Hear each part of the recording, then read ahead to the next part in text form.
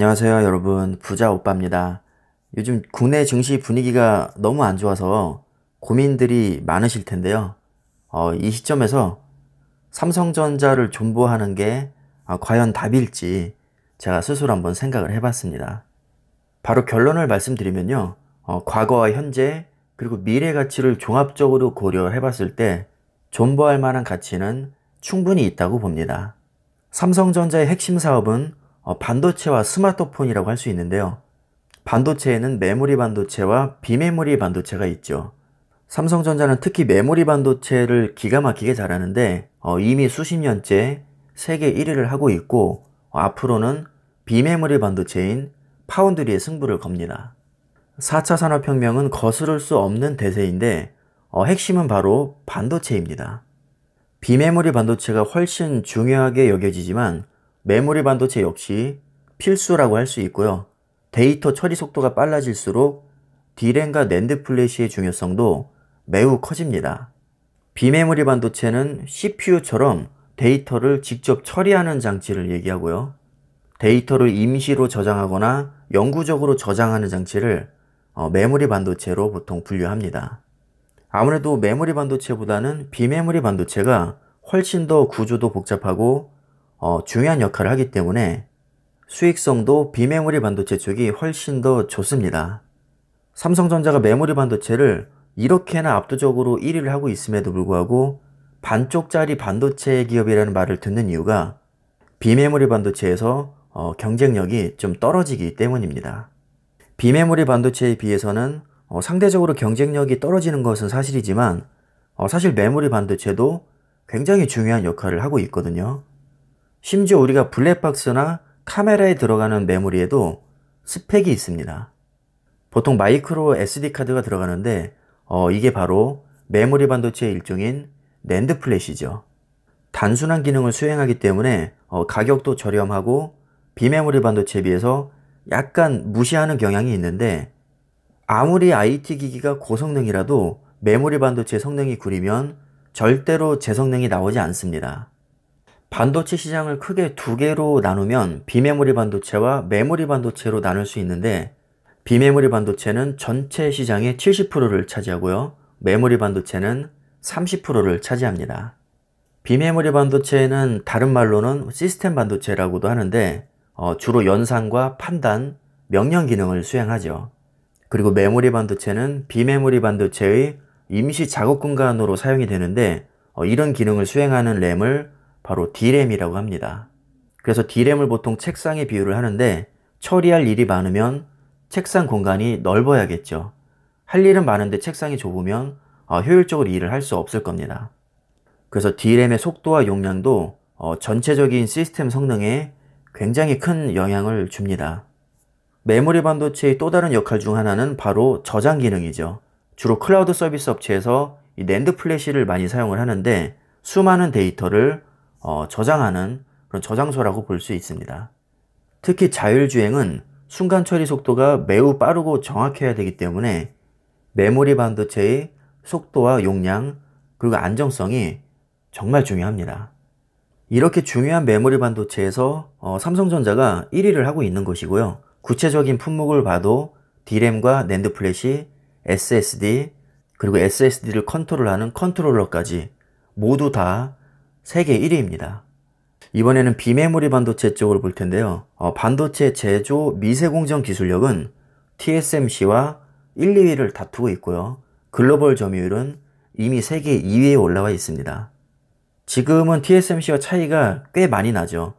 점유율이 거의 3배 가까이 차이 나는데 지금 당장은 따라잡기 힘들겠지만 2030년까지는 1위를 목표로 하고 있습니다. 파운드리는 비메모리로 분류가 되니까 어떻게 보면 제조 분야에서는 약자라고 할 수 없죠. 세계 2위가 절대 약자는 아닙니다. 그런데도 자꾸 비메모리에서 약자 소리를 듣는 이유는 파운드리 때문이 아니라 팹리스 때문입니다. 파운드리는 반도체를 제조해 주는 것을 얘기하고요. 팹리스는 설계를 하는 분야입니다. 그러니까 삼성전자가 사실 가장 못하는 반도체는 비메모리 중에서도 설계라고 할 수 있죠. 그런데 이 설계 분야는 아무리 천문학적인 돈을 쏟아부어도 따라잡기가 너무나도 어렵습니다. 그래서 삼성전자에서는 현실적으로 이 팹리스보다는 파운드리 쪽에 중점을 두고 엄청난 투자를 하고 있습니다. 실제로 파운드리에 지금 가장 많은 투자를 하고 있거든요. 앞으로는 메모리 반도체와 파운드리가 반도체 실적을 견인할 가능성이 매우 높다고 봅니다. 설계 분야를 보면 모바일 AP에서는 5위를 하고 있고요. 이미지 센서는 2위를 하고 있습니다. 이것도 결코 못하는 것은 아니지만 상대적으로 메모리 반도체와 파운드리와 비교해서는 좀 경쟁력이 떨어지는 건 사실이죠. 이번에는 스마트폰 얘기를 해볼 텐데요. 스마트폰은 글로벌 점유율 1위입니다. 근데 1위인데도 항상 애플에 밀리는 이유가 저가폰의 비중이 너무 높아서 수익성이 떨어지기 때문입니다. 애플은 판매 대수는 많지 않은데 워낙에 비싸게 파니까 돈을 정말 긁어 모읍니다. 이것도 능력이라면 능력이죠, 사실. 그래서 삼성전자도 앞으로는 애플처럼 고가폰 전략으로 가야 수익성을 개선시킬 수 있을 겁니다. 삼성전자가 이거를 모를 리가 없겠죠. 그래서 요즘에는 폴더블 폰의 비중을 높이려고 많이 노력을 하고 있습니다. 폴더블 폰은 말 그대로 접히는 폰을 얘기하고요. 기본적으로 고가인데다가 삼성전자가 기술력도 가장 앞서있기 때문에 저는 긍정적으로 봅니다. 폴더블 폰의 핵심은 바로 플렉시블 디스플레이인데 압도적인 기술력으로 시장을 장악하고 있습니다. 중국에서 그렇게 노력을 해도 삼성전자의 기술력을 따라잡지 못하고 있죠.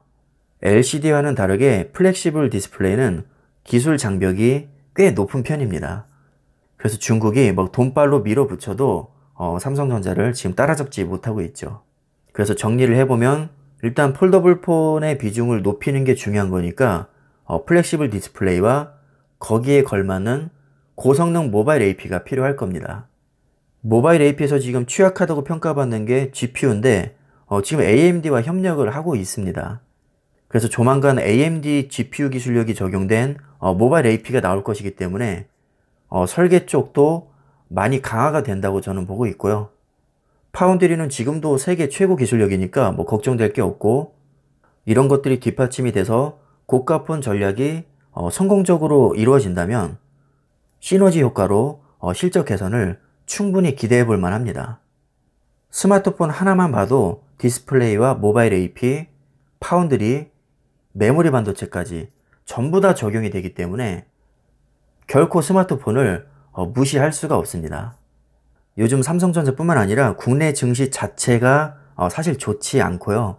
미국 증시도 마찬가지입니다. 그런데 이럴 때일수록 저는 기업 분석을 더 열심히 해야 된다고 생각을 합니다. 주변에서 자꾸 부정적인 말만 듣게 되면 안 팔면 왠지 엄청 손해보는 듯한 느낌이 듭니다. 그래서 실제로 주가 흐름이 좋지 않을 때 패닉셀이 꽤 많이 나오죠. 그래서 저는 제 마음을 잡기 위해서 일부러 지금 다 아는 내용이지만 복습을 하고 있습니다. 이렇게 억지로라도 공부를 해야 스트레스 받지 않고 장기 투자를 편하게 이어갈 수 있습니다. 그렇게 거창한 내용은 아니지만 삼성전자를 계속해서 투자할 이유로는 부족함이 없다고 생각을 합니다. 이 정도 전망이 밝은 기업이라면 주가의 흐름이 안 좋다고 해서 아깝게 팔 이유가 없다고 봅니다. 요즘 정말 힘든 시기인데요. 여러분들도 제 영상을 보시고 조금이라도 마음을 잡으시는데 도움이 되셨으면 합니다. 지금 미국 증시를 보니까 프리마켓에서 엄청 또 빠지고 있더라고요. 그래서 제가 꿀꿀해가지고 간만에 치킨 한 마리를 시켰는데 치킨 한 마리 때리면서 마음의 안정을 찾으려고 합니다. 자, 여러분들도 모두 힘내시고요.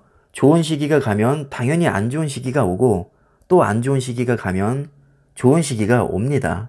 항상 이렇게 돌고 도는 게 주식이니까 각자의 방식대로 잘 극복하시기를 바라겠습니다. 그럼 오늘 영상은 여기까지 하겠습니다. 감사합니다.